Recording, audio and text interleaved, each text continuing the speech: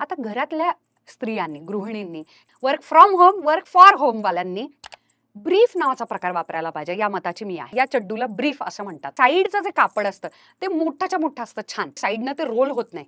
थॉंग वगैरे सारख्या गोष्टी ह्या खूप सेक्सी लॉन्जरीमध्ये येतात. साईडचं कापड जेव्हा छोट्या प्रमाणामध्ये असतं त्याचं रोल व्हायला सुरू होतं आणि ते जाचायला लागतं, ते आतात घुसतं, रुतायला लागतं. त्याच्यामुळे एक लक्षात ठेवायचं, ब्रीफ हा प्रकार आपल्यासाठी छान आहे. हाय वेस्ट ब्रीफ पण मिळतात. जर तुम्ही कम्फर्टेबल असाल, पूर्ण पोट झाकून, काहींना असं पोट पकडलेलं असं छान वाटतं, काहींना अजिबात बेंबीवरती, पोटावरती चड्डू आलेली आवडत नाही, तर लो वेस्ट ब्रीफ सुद्धा येतात, अतिशय कम्फर्टेबल. एक लक्षात ठेवायचं, कॉटन कॉटन कॉटन. रिमेंबर दिस. आपल्याला आपल्या प्रायव्हेट जागा, हायजीन याचं पाळायचं आहे.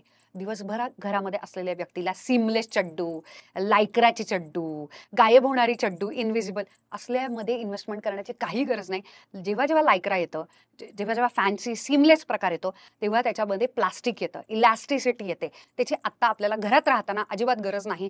आपली चड्डू थोडीशी दिसली तरी चालेल. त्याच्यासाठीचा पर्याय मी तुम्हाला सांगते, ब्रीफ्स दिसत नाहीत. दुसरा, न्यूड कलर, आपल्या त्वचेच्या रंगामधली घ्यायची, ग्रे कलरची घ्यायची, ब्लॅक सुद्धा चालेल, शक्यतो व्हाईट अवॉइड करायची. स्पेशली तुम्ही 30च्या पुढे असाल, तुम्हाला मूल झालं असेल, तुम्हाला माझं वाक्य लगेच लक्षात येईल. कॉटन जे ॲब्झॉर्बेशन करतं, तुम्ही जरी तिथे हेअरलेस असाल तरी सुद्धा तुम्ही लक्षात घ्या, मॉइस्ट असणं, ओलं असणं हे हेल्दी असण्याचं लक्षण आहे. वाकोलच्या पण कॉटनच्या कम्फर्टेबल चड्डू मिळतात. बच्चिक नावाचा एक ब्रँड आहे, त्याच्या पण अतिशय कम्फर्टेबल प्युअर कॉटनच्या मस्त हे मिळतात. टेलर अँड सर्कस नावाचा एक ब्रँड, त्यांच्या प्युअर कॉटनच्या सुंदर चड्डू मिळतात. त्या तर प्रेग्नंट बायकांना पण कम्प्लिटली अप्रतिम सुंदर ब्रीफ्स त्याच्यामध्ये मिळतात.